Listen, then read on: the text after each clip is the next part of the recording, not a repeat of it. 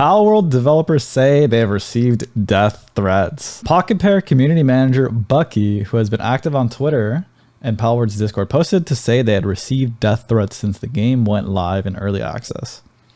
Frantically working through all my DMs and emails, I promise, Bucky said. However, you'll excuse me if I skip over the death threats. Threats to the company and massively outlandish claims. If you're capable of writing like an actual human being though, I'll reply ASAP. Their CEO, Takudo, also tweeted that they had received death threats and hit out at slanderous comments. Currently, we are receiving slanderous comments against our artist, and we are seeing tweets that appear to be death threats. It's pretty awful that this is happening. I don't think anybody deserves death threats, regardless if they copyrighted a popular IP or not. Some context to this whole situation: Palworld is the second highest all-time peak in Steam history, just behind PUBG for all-time concurrent players. This insane amount of popularity for a new game is bound to come with a lot of negativity, which we're about to take a look at. Twitter user T Hallums comes in saying their entire company strategy seems like theft, with some photos referencing comparisons between Palworld and Pokemon. This seems to be the #1 complaint. People saying that that Palworld basically stole the IP and copyrighted all the designs from Pokemon. Also, here's a photo of the Palworld technology tree compared to the Ark survival technology tree. As you can see, the UI is very similar, as well as the point system they use to unlock the different techs is also pretty much ripped straight from Ark. Not that it's particularly innovative or unique or special. Even if they did rip it straight from it, there's really nothing special about it. You can't really copyright something if it's nothing. It's a big old nothing sandwich. How are you going to copyright that? Thank you, T. Helms, self-proclaimed nerd loser and failure, for your 2 cents on the matter. In another post, John is saying the only thing crazier than this extent of plagiarism is dudes angrily defending it because the game is fun. The game is very fun, by the way. This is a compilation of a bunch of different Pokemon and pals side by side, drawing a comparison here. In defense of Palworld, from another Twitter user that also goes by John, it's literally a battle of the Johns out here. I'm sorry, but if so many of your accusations of plagiarism hinge on Game Freak apparently being the sole owner of concepts like Penguin, I'm not taking them seriously. Referring to the Piplup, which admittedly, it is just a penguin, and a lot of different Pokemons are based on concepts that, well, it's not like Nintendo owns that. I just thought this one was really funny.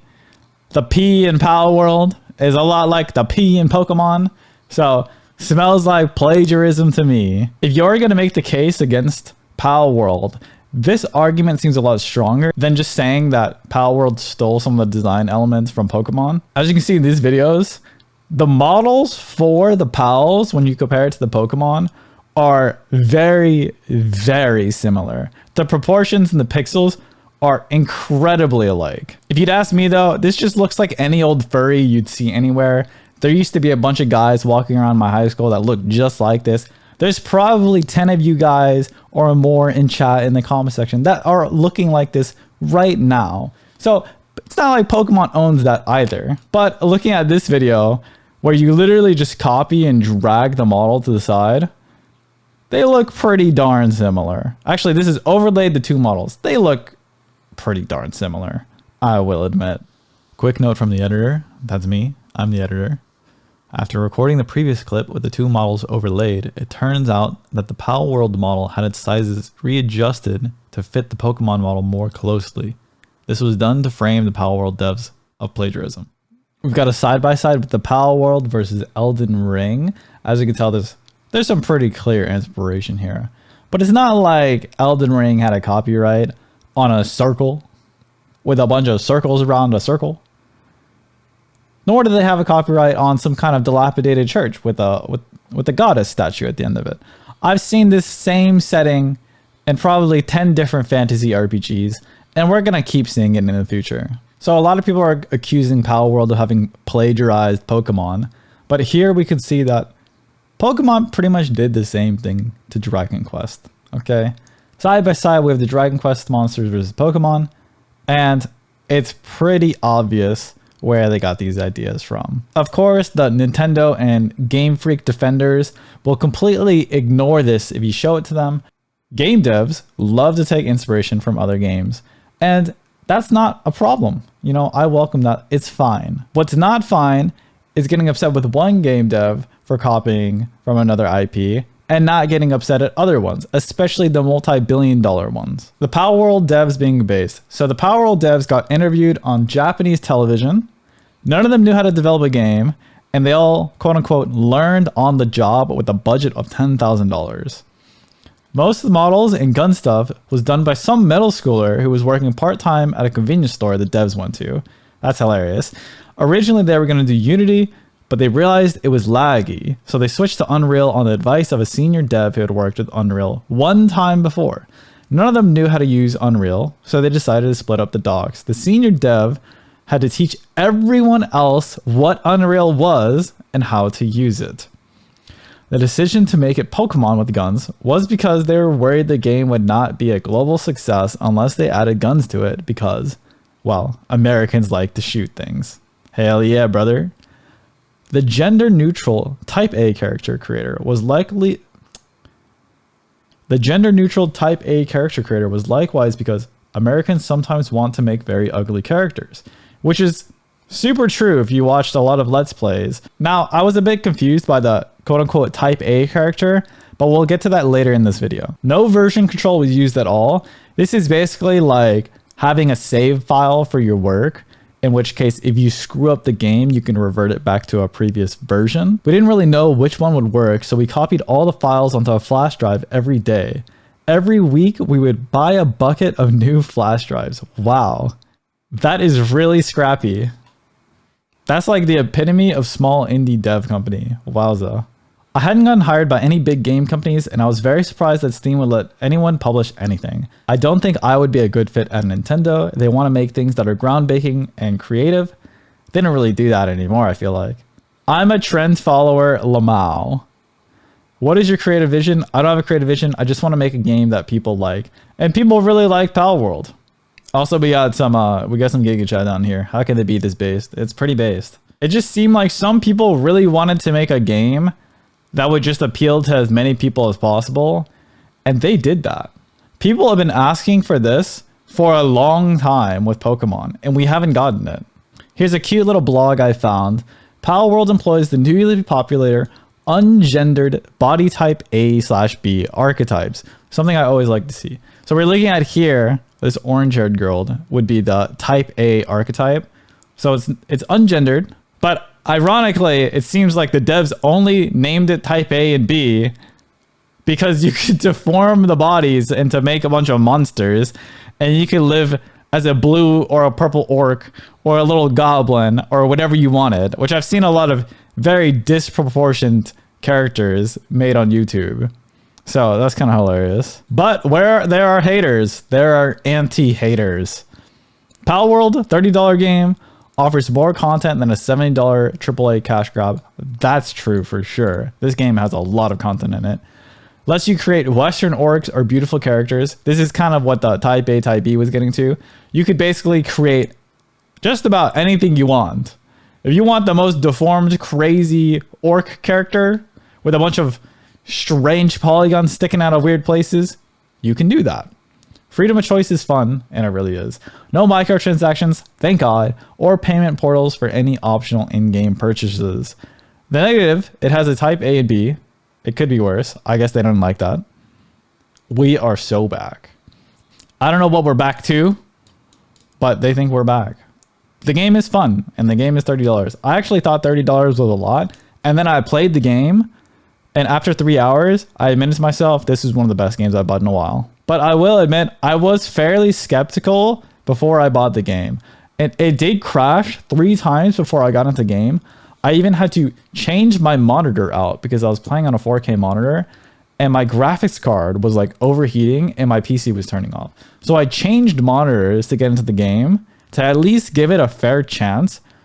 If that didn't work, I was going to refund the game. But it did work, and I played for 3 hours in the first night, and I loved it. It was really fun. Of course, hate and support for anything on Twitter is best expressed through memes. Nintendo doesn't make Pokemon. Game Freak does. Nintendo's got nothing to do with that. This is in defense of Nintendo because the new Pokemons have been rather lackluster, meaning they look like shit. And then we got, no, Nintendo has to do something against this when they're crying about Palworld in defense of their beloved multi-billion-dollar company, Nintendo. This is a really popular image going around on Twitter. Why are so many of you like this today? It's wild. And this is Palworld versus Pokemon with some kind of crazed Pokemon Nintendo supporter incel with a bad case of Chunibyo swinging around a knife to a gunfight. Back in the 90s, I never would have guessed the top-selling game in 2024 would look this bad. Well, you know, graphics are not all that matters, guys. I still play old school RuneScape. I love old school RuneScape. Final Fantasy 14, pretty garbage graphics. Great game. WoW Classic, awful graphics. Amazing game. It's not about graphics. And I think Johan puts it pretty well here. I don't even care for the game, but some of you idiots need to realize people care more about gameplay than pretty graphics. And this is really the main point. If the game's fun, people will play it. If the game has a nice gameplay loop, if it's enjoyable, if people like being in the world, then people will play the game and people will buy the game and people will talk about the game. Graphics don't sell a game. I really hope the success of Palworld makes Game Freak get their shit together and start creating Pokemon games that aren't just commercial diarrhea or complete embarrassment. With some of the comment sections really popping off, reminding us of the bugs in the latest Pokemon games. Wow. Yep. It was pretty awful. I think the first one is my favorite. Also think this is a pretty good take. The Palworld versus Pokemon discourse is so stupid because if you're a true Pokemon fan, you'd want Palworld to be crazy successful. So Game Freak will finally get off their thumbs and do something legendary. Competition is healthy. Yes, competition is really healthy. It's a win-win for consumers. This is also true. The game is fun.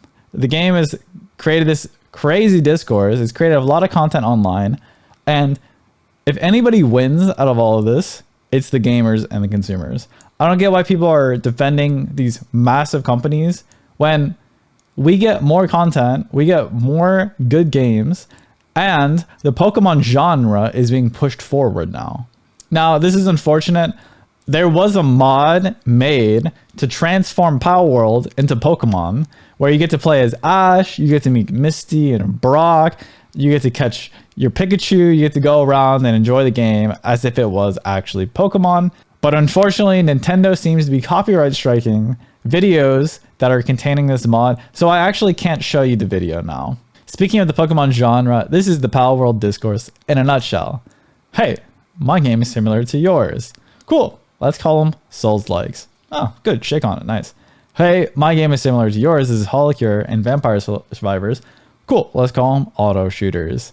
Hey, my game is similar to yours, and this is just the Nintendo fans and then supposedly Nintendo and Game Freak just freaking out. I think it would be fine if we had a genre of games called Poke-likes. Who doesn't enjoy the gameplay loop of Pokemon?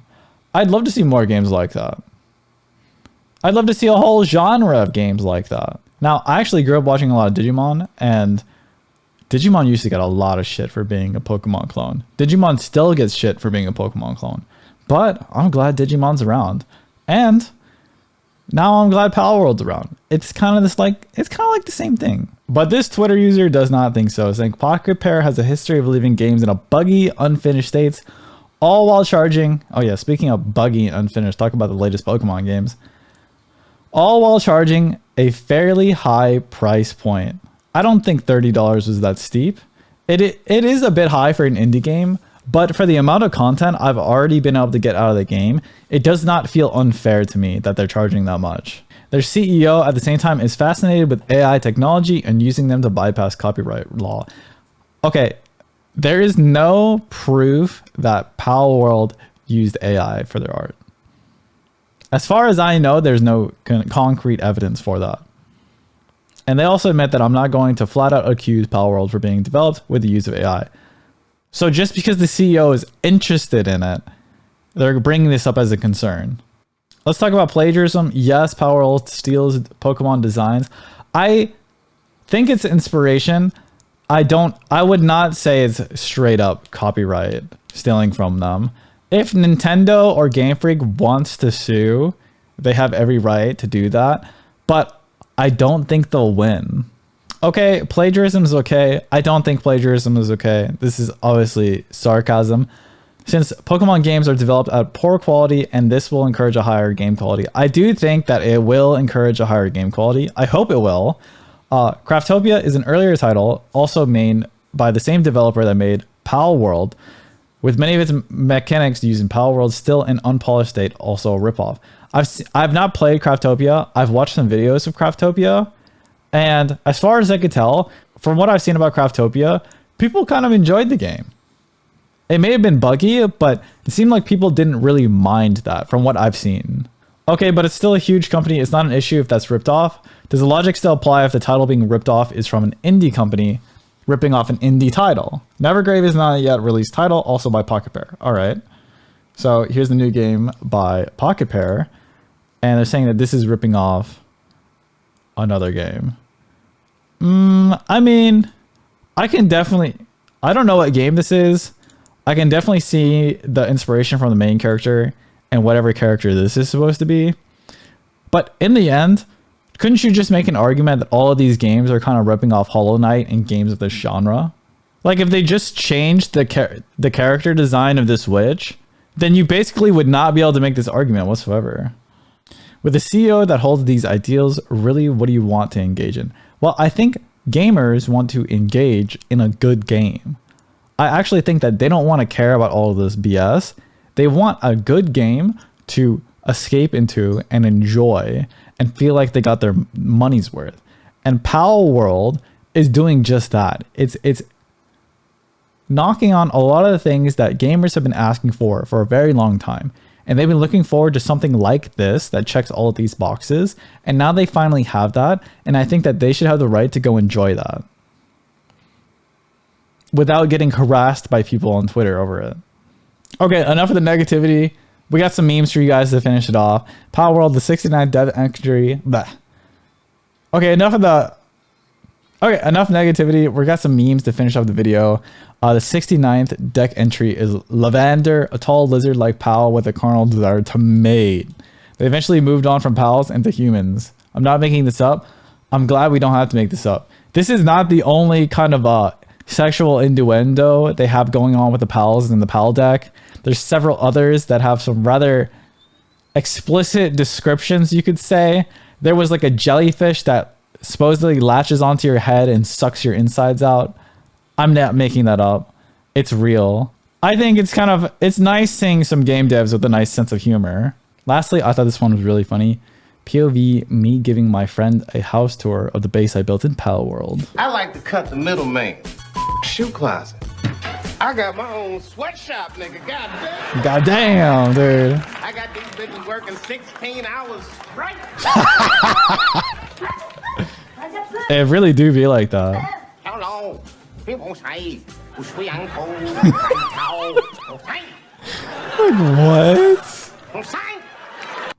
I like to cut. Yeah, that's some humor that you can't see nowadays. Anyways, that's about it from me. I hope you guys enjoyed the video. I'm streaming almost every day on Twitch, so be sure to drop a follow and say hi over there. And drop a like, comment, subscribe, and I'll see you guys in the next one. Peace out. Bye-bye. Bye-bye. Bye. I'm glad Pokemon exist. I'm glad Pokemon is around. I like Pokemon. Fuck. I'm talking about Digimon.